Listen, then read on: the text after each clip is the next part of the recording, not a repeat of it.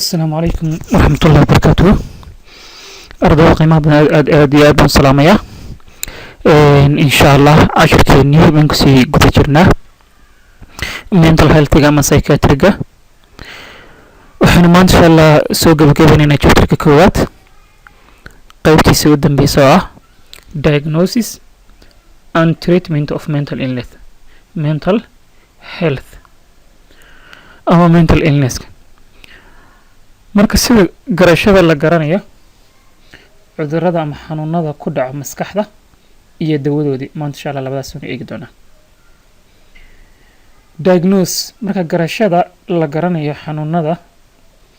ku dhaca maskaxda ama dhimirka psychiatric deals with cause had ee jeer dhaqaatiirta marka xanuunada maskaxda ama dhimirka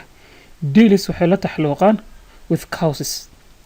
waxa keeno had ee jeer waxay raadeen maxaa qofkan ku sababay ama ku keenay xanuunka xagga maskaxda ama dhimirka and treatment daawooyintooda of mental illness had ee jeer marka waxay xoog saaran maxaa keenay seese loo daweeyo xanuunada dhimirka and the care daryeelka to be given a seen to such a patients bukayaasha nooca bukayaashaasi maxaa ku sababa ama ku keenay xanuunkan marka dhimirka ama maskaxda iyo marka ay daweyntiisi iyo daryeelka kale oo u baahnaa qofka bukaha who are considered abnormal in their behaviors kuwaas oo aan tixgelinayno in habdhaqankooda ama dabeecadahooda ay isbedeleen ka u ku yimid oo caadeen in general guud ahaan the symptoms are too fast marka cabashada uu qofka kuula imanayo waa too fast aad bay u weyn aad ayaa waa maxay ayay u farabadan yihiin and complex when adagin to reach a correct diagnosis si loo gaaro marka diagnosis ama garashada saxda of the illness ee xanuunka marka calaamadaha waa kuwa aad u fara badan wayna adagin inta badan waxaana kugu adkaanaysa inaad gaadho marka wixii keenay rasmiga marka xanuunkan which it needs to compromise different approaches which taasoo needs kaaga baahan to compromise inaad ku darto different approaches habab kala duwan ama models iyo noocyo marka ayada kala duwan marka hab qofka aad u wajahayso aad kala soo baxayso xogtii iyo qaab kala duwan waa inaad isticmaasho ood ku dartaa si aad uga gungaadho marka ayada xanuunkan garashadiisa within the scope of this part markaan eegno marka ayada xogta aynu ka heli karno bukahan ama qaybtan qusaysa marka ayada qaybtan qusaysa markaas psychiatriga the best approach habka ugu wanaagsan to diagnose ee lagu garan karo xanuunkan of mental illness waxa weeye is to use the skills of xifrado kala duwan aan isticmaano si marka areadan ama qaybtan psychiatriga ee la taxluuqa xagga maskaxda habka ugu wanaagsan aynu ku wajihi karnaan ku garan karnaa xanuunadan maskaxda dhimirka waxa weeye inaan isticmaalno xifrado kala duwan kuwaas oo detailed history taken marka waraysi caafimaad oo qoto dheer inaan qaadno mental status examination in ay qofkani maskaxdiisii aynu baaritaan aan ku sameeyno marka physical examination xagga maskaxda iyo waliba laboratory investigation shaybaad marka shaybaadkaas waxaan ka eegaynaa laboratory evaluation kii xagga shaybaadkan qiimeynayna complete blood count qofka inaan ka qaadno markaasi dhiigi marka sawir dhameystiran ku tusinaya 3 sidelined marka ayada cells unugada dhiiga cadaan eegno kuwa casaan eegno xinjirooga aan eegno marka waxaas oo dhan aan la socono way inay marka ayada kacsayn inay yar yihiin hooseen marka ayada marka dhiiga guud dhan qofka ka qaadna si kala duwan liver function test inaan qofkii beerkiisa inuu shaqeynaa eegno marka shaqada xagga beerka inaan ka qaadno marka tijaabo xagga beerka shaqada beerka renal function test tijaabo xagga shaqada kaliya thyroid function test marka tijaabo xagga marka thyroid gland screening test for syphilis inaan qofka ka baadhno marka syphilis inaan ka baadhno marka ayada xanuunkan u naqaan xabad dadka qaarkood waxay ku qaldaan yiraahdaan isfilato okay urine analysis for drug screening inaan kaadida ka baadhno oo kaadida waxaan ka baadhnaa qofka bal dawooyin iyo waxyaalo nooca inuu qaatay blood alcohol level dhiigiisa bal inay alcoholka heerka ku jiro bal eegina qofkan haddii uu alcoholic uu yahay HIV test for high risk patients marka dadka qaar inay dadka aadka ugu nugul ama inaga shakino khatarahaas oo kale inuu ku dhici karo in HIV aan ka qaadno marka dhammaan kuwan kale waxa medical conditions waxaan ku arki doonaa chapterkeena labaad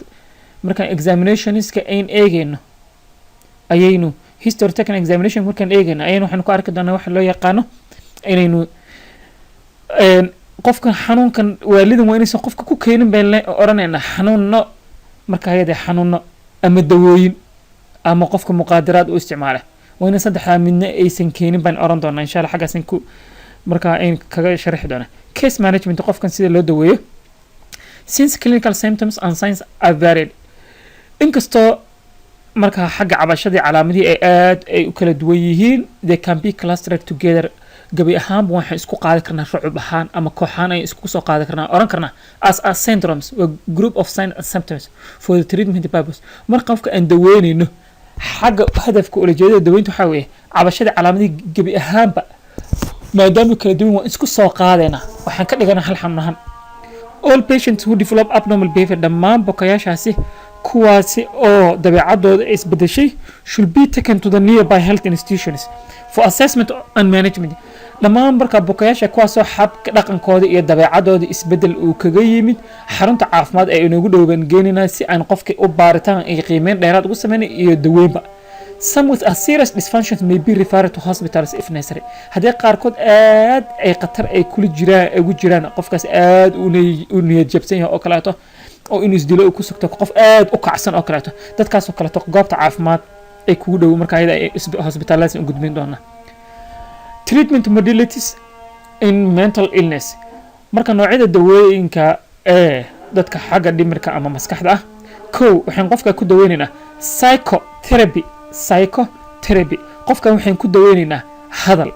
ayaan ku daweynaynaa waa nafsiyan buu qofkan u baahan loo daweey qofka waxaan ku daweynaynaa hadal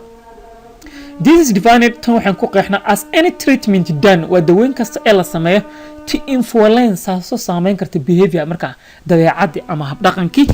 buka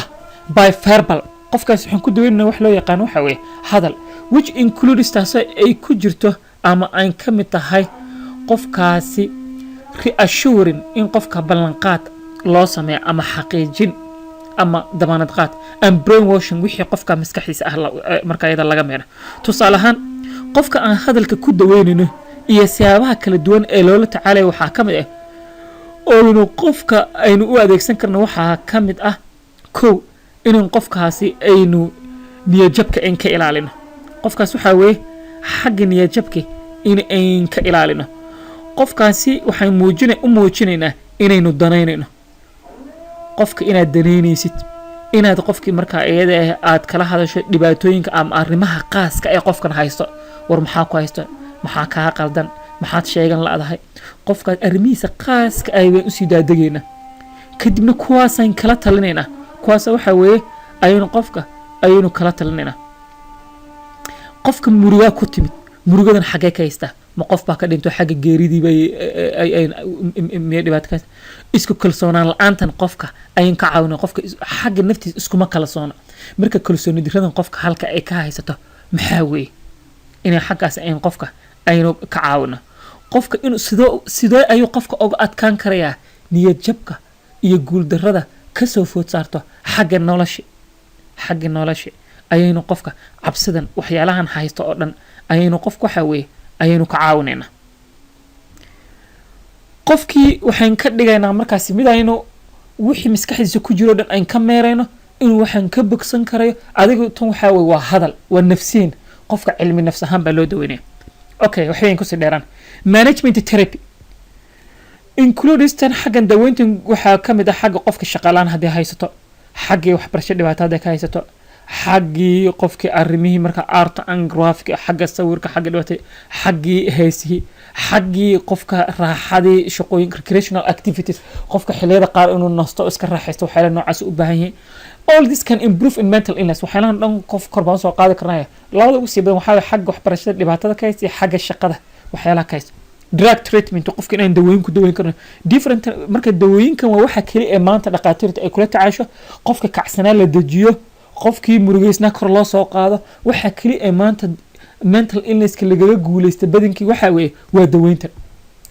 different types of drugs such as dawooyinka kala duwan sida antidepressants kuwii marka ayada waxa weeye qofkii niyadjabka lagaga ilaalinay kuwii anxiety cabsida ama walwalkii antipsychotics qofkii kuwii waalidii anticonvulsants qofkii kuwii gariirka ama waxa lagaga dejinay oo are used to treatment mental illness kuwan dhamaan waxa loo isticmaalaa waxa weeye xaggi waalida mid kasta waxa uu tagi doonaa xanuun walba wax gooni lagu daweeyaa wayna isla arki doonaa okay since drugs are given for long period of time dawooyin qofka muddo dheer ayuu qaadanaya patient need wuxuu baahan to follow it qofka marka in la daba galo la daba socdo for drug side effects dawooyintan qofka dhibaatada ay ku keento waxyaalaha ka dhalan karaya maadaama muddo dheer qofka uu qaadan karayo inaynu kogana uncompliance qofka inuu dawadii marka ayada uu cunayo oo qaadanayo waxaan eegaynaa marka ayada oo uu marka dhibaatooyinka waxyaalahan uu dul qaadan karayo physical treatment baan sameynaa oo qofka laba nooc weeye mid waxa weeye koronto in loo isticmaalo midna waxa weeye waxa loo yaqaan in loo isticmaalo qalliin ta koowaad waxa loo yaqaan electroconvulsive therapy waa loo yaqaanayo yacni waa nidaam lagu daweynayo xanuunada maskaxda oo inkastoo horta uu muran baa ka taagan oo waxaa la yidhahdaa newton ma la isticmaali karaayo ma ku habboonta meelaha qaar waxaa la yidhahdaa qofka naftirkeeda iyadaa dhibaato ayay u geysan kartaa inay qofka ay geliso waxaana weeye inta badan waa qulqul qulqulkan korontada inta badan maskaxda ayaa la dhex mariya iyadoo qofka uu marka inta badan qofka uu suuxsan yahay oo kaleeto qofkii maadaama uu suuxsan yahay shock iyo waxyaalo la mid ah inta badan uu galay qulqulkaas waxa la dhex marina maskaxda kadibna qof si looga soo kiciyo shock ama waxyaalahaas inta badan looga soo saaro oo qofka waxa inta badan qalala inay soo gelin oo kaleeto okay inkastoo wuxuu keeni karayaa arrimo aan la jeclaysan dhibaato side effect badan nooc doon ha ahaado okay this is dhantan waxaa la sameeyay by applying la adeegsanaya electrical shock waves qulqul marka iyada ah iyadoo aan adeegsanayno qulqulkaas koronto aan adeegsanayno to the temporal qofka waxaan ka saarayna marka dhafoorada areada marka temporal boneska marka dhafoorada and behind the ears electric dawada this may improve tan waxa ku qaadi kartaa the mental condition xaaladda maskaxda ee qofka however is done by only in hospital inta badan isbitaalka lagu sameeyo qofkii madaxa lagaga xira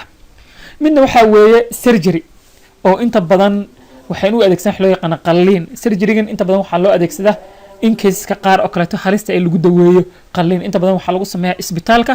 iyadoo marka ayada qofkii wixii keenay lagaga saaray aad baan naadir ba u tahay qofka qalliinada noocaas oo kale loo adeegsado hadda waxa aad looga darbidaa lagu bedeshay dawooyinkii misconception toward the mental illness waxa jira qalad xagga ka taagan waxa loo yaqaano mental illness qalad fahan oo xagga mental illness waxa laga qalad fahansay patient in mental hospitals are often considered bukayaasha marka ayada qaybaha isbitaalka dhimirka lagu dabiibo sida maanday waxyaalaha badan la midka are people who spend their time doing useless things and showing bizarre behavior inta waxa aaminsanahay dadka isbitaalka maanday ama qaybaha dhimirka jooga oo kaleeto dabeecada aad u xun oo qalafsan in meesha ay ku sameeyaan iska dhex ordaan iska dhex wareegaan ayuu ku aaminsanahay inta badan waxa waa qalad people who have had a mental illness are viewed inta badan dadka qaar maskaxda ama dhimirka xanuunada uu mar ku dhaco oo mar qofkii waasho ama ka boodo waxay u aragnaa suspicious qof inta badan shaki badan qofkaasi and drug ama wax loo yaqaan dangerous persons dad hala khatar ah oo dadka dilo dad mushakiin oo dadka dilo nolosheena khatar ku ah ayaan u aragnaa qofka mar hadduu waashay mental illness is caused by inta badan waxayna xanuunada dhimirka waxaa sababa evil spirit qofka waa la cooriyay jin waxyaalo noocaas inta badan aan kula wareegnaa mental illness is something that cannot be cured waxaan aaminsanahay xanuunada dhimirka qofku mar ku dhaco inuusan ka doosmin and is contagious in la kala qaado wal isku gudbiyo sida xanuunada faafa oo kale in la isu gudbiyo la kala qaado ayaan ka aaminsanahay qofka mar hadduu waasho inuusan ka bogsanayn xanuunkaasna laga qaaday marriage can cure mental illness waxaan aaminsanahay qofka hadduu waasho inay tahay marka in loo guuriyo si uga bogsado xanuunkan oo guurka wuxuu dawo ka yaanidaa xanuunada dhimirka marka inaan kugu waashay u guuriye inantu way waarata u guuriye marka waxyaalo noocaas ayaa lagu oranayaa guurkana markaasi xanuunkan inta badan guur ma kaxay qofka hadduu dhimirka maskaxaan xanuunsanaya laga yaabaa calaamad inay ka yaraadaan laakiinse guurka dawo inta badan uma waa waxa Soomaalida inta badan qalad fahansay preventions ka hortagyada 3 level 3 prevention baa jiro waxaan noqonaa primary ka koowaad secondary ka labaad iyo tertiary ka saddexaad primary waxa weeye primary prevention intuusan qofka xanuunkan u iman waxyaalaha khatarta u gelina u nugleena u jilcinaya in laga hortago secondary qofka hadii uu waasho in goor horaan la xanuunkiisa la garto la daweeyo tertiary waa waxyaalihi baxnaan ah kadib primary prevention ka of waxa weeye waa inta badan waxaan the control of preventable cause this prevention iska waxa ka hortagani ama counter xakameyntan waxa weeye in laga hortago waxyaalaha waalida qofka keeni kara ee ka hortaga leh inta badan waa iska yartahay waa iska xadidan tahay cilmiga loo leeyahay cilmiga aynu u leenahay cause of mental illness xanada inta badan keenay waxyaalaha waalida qofka ku sababaya aqoonta ay inta badan loo leeyahay waa yartay si kastaba ha ahaatee certain non risk factors waxyaalo mucayan ah oo qofkani la garanayo inuu ku keeni karo waali oo lala xiriiriyo xanuunada dhimirka sidaa daraadeed waxaan u baahanahay in laga hortago xanuunada waxyaalaha noocaas oo keeni kara prevention and control environmental hazard in laga hortago oo la xakameeyo waxyaalaha deegaanka qofka khatarta ku ah ay kaga iman kareen kuwaasi waxaa ka mid ah prevention of poison and drug intoxication in laga hortago qofka waxyaalaha ku simooyo kamid ee deegaanka kaga iman karaya ama xagga dawooyinka oo kaleeto dawooyin lead ba kamid arsenic oo kale waxyaalahan qofka inta badan hadii uu qaato oo kale ama cunaha ku sumo ama biyaha ku sumo dawaha ku sumo in waxa laga hortago prevention of nutritional deficiency in laga hortago nafaqooyinkan qofka jirkiisa ka yaraanaya oo kale qaas ahaan maskax sida iodine oo kale vitamin B deficiency oo kale waxyaalahaas oo dhan waxay keeni karaan waxa loo yaqaano in vitaminada qaar ee maskaxda ay ka yaraadaan qofka oo waali ay ku keeni karaan brain injuries dhaawacyada xagga maskaxda soo gaari kara kuwaas oo kale trauma marka ay jugta as a result ka dhalato of road traffic accidents shilalka xagga wadooyinka marka kuwaas oo kale qofka baawur baa tuuray kadib maskaxdaas uu ku dhuftay marka ay jugta kaga timaado control of early childhood and neonatal infection in la xakameeyo intuu qofka ciyaalnimada uu ku jiro ama marka 28 cisho ugu horeeya neonatal waxa weeye 28 cisho ee ugu horeeya ilmaha uu jiro 4 isbuuc ugu horeeya xanuunada ku dhaco sida meningitis xanuunka qoorgooyaha oo kale encephalitis xanuunada ku dhaca maskaxda oo kale in kuwa lagala tacaalo legal and social enforcement waa in la helaa sharci ama xagga bulshada arrimaha bulshada wax xoojinayo oo diidaya ama ka hortagaya drug abuse dadka muqaadaraadka iyo waxyaalahaas oo kale isticmaalo oo kale alcoholic oo kale xabaglayaasha iyo waxyaalahaas oo kale oo dawooyinkan inta badan isticmaaleen in kuwa sharci laga soo saaro oo laga xiro maadaama drug abuse ama drug substance qaadka baa kamid ah qamriga baa kamid ah daroogooyinka kale taa kamid ah waxaas oo sharci laga soo saaro qofka lagu qabto ama xoojina in lagu xiro control of environmental pollutions in la xakameeyo diiqooga ama waxyaalaha ka dhalan karaya xagga hawada pollution of micro oo kale warshadaha oo kale waxyaalaha microga waxyaalaha ay soo saari karaan prevention and control of pregnancy related risk factors in laga hortago ama la xakameeyo hooyada uurka leh waxyaalaha khatarta gelinaya ee la xiriira oo kale markaas waxa kamid ah infectionska hooyada xanuunada ku dhici karaya ee loo yaqaan xilliga uurka ee leedahay oo kale sida touch infections oo soo gaabna toxoplasmodia kamid ah syphilis baa kamid ah rubella baa kamid ah cytomegalovirus ka kamid herpes simplex waxyaalaha congenital anomaly ku keeni kara ilmihi oo keeni kara inay marka xanuunada dhimirka developmental kaga dhici kara RH incompatibility hooyada oo kale waxay waa negative aabihina waa positive hooyada hadii blood group positive ee negative aabihina positive iyo kale in uu marka ilmihi uu isdiiday kala immunity ilmihi oo kale isqaad waxa dhiiga oo ilmihi marka waxa dilay oo kale immunity oo kale ilmaha guur caadi buu dhashaa ku xidhan laakiin problems ba ku yimaad council for non genetic risk factors hooyada inta la bixin laga sameeyo hadii la ogyahay xanuuno xagga hidisidayaasha ah oo ilmihi raa ay u gudbin karto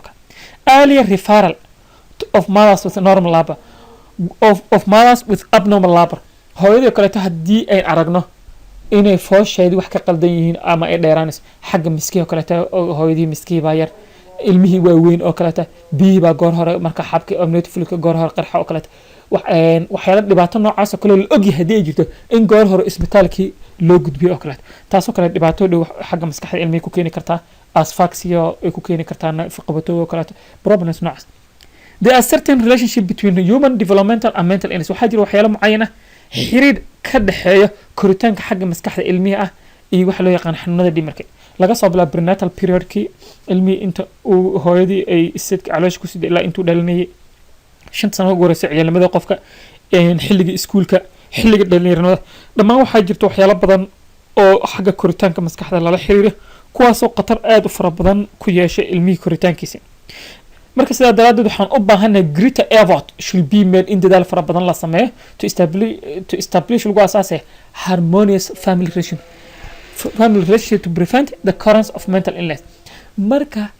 xiriir xagga ah waxa loo yaqaan qoyska oo dhan si guud ahaan inay oo la tacaalaan uga hortagaan carruurta marka dhibaatooyinka ku iman kara xilliga dambe ee ciyaalnimadooda tusaalehaan ciyaalka haddii la caburiyo oo kale ciyaalka haddii la baqdangeliyo oo kale ciyaalka haddii la dilo oo kale ilmaha ciyaalka haddii fikirkooda xornimo la siin waayo oo kale waxyaalo badan noocaas ayaa jirta maskaxa koritaankooda health education in wacyigelin looga sameeyo waxyaalaha marka environmental hazards khatarta deegaanka uga iman karto antenatal care ka kale hooyadii intay uurka ilmihii ku sidoo daryeel uga baahan tahay misconception about mentally ill patientska waxyaalahan qalad fahanka ah ee in hooyada marka ayadee waxa laga wacyigeliyo ama waalidkii ama qofkii oo kale waxyaalahaas oo dhan in laga wacyigeliyo person subject to stress qofkani xaaladan gelin karto culayska waxa loo yaqaan marka ayadee ku keeni karto prospective parents ku kale qofkii sidii waxay encourage kale xagga waalidkii qofka inuu hooyo ama aab ahaan isu diyaariyo kale xaggi ama xagga waalidka oo kaleeto migraines oo kale qofka hadduu madax xanuun uu leeyahay adolescenceska dhalinyaranimada waxyaalaha ku iman karaya population in disaster bulshooyinka ay soo wajaheen marka masiibada stricken areas have to be supported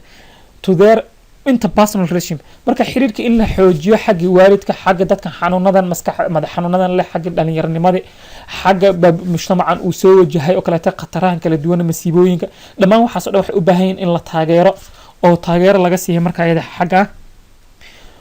okay secondary prevention iska ugu dambeyntii waxaan u baahanahay in hortag labaad ay sameeyno kaasoo ah in goor hore xanuunka la garto qofkina laga daweeyo xanuunada dhimirka this is waxa weeye early diagnosis xanuun goor hore la garto treatment laga daweeyo of patient bukaa with mental illness xanuunadii maskaxda marka ama dhimirka referral of mentally ill patient to the health institutions qofkan xagga dhimirka maskaxda xanuunsanaya inaan u gudbino goobta caafimaad ee ugu dhow si xanuunkiisana loo garto loona daweeyo goor horena wax looga qaban karayo intuusan xanuunkan ku sii fidin halkaasna lagu joojin karayo muddadii xanuunkana lasoo gaabin karayo ta saddexaad waxaa tertiary preventions in ay sameyno ka hortagii saddexaad kaasoo ah this can aims to reduce chronic disability from mental illness kan waxa ulajeedkan ka leenahay waxa weeye aims waxayna hadafka ka leenahay to reduce inaan ku yaraan chronic disability inuu xanuunkan ku keenin inuusan xanuunka ku keenin marka ayada muddo dheer uu la noolaa curyaannimo ku keenin xagga maskaxda ah inuu qofka ku iman provision of social support qofkan provision waa give waa siin la sameeyo taageer xagga bulshada ah creation of marka sheltered workshops and supervised residential care outside of health institution qofka in guri hoy loo abuuro iyo goob shaqo oo kaleeto kadibna qofkaasi dabagal lagu sameeyo xaggii bulshada ku dhex noolaa aynu daryeel aynu u sameyno oo ka baxsan goobihii isbitaalka ah insha allah markaa halkaas aan kaga soo baxnay chapterkeeni koowaad waxaan filayaa markaas inayn soo fahanay waxyaalo badan oo markaa ku saabsan kooraskan xanuunadan aan ku baranayno xagga dhimirka ama maskaxda ah insha allah waxaynu qaadan doonaa markaa sida qofka maskaxda ama dhimirka loo wareysto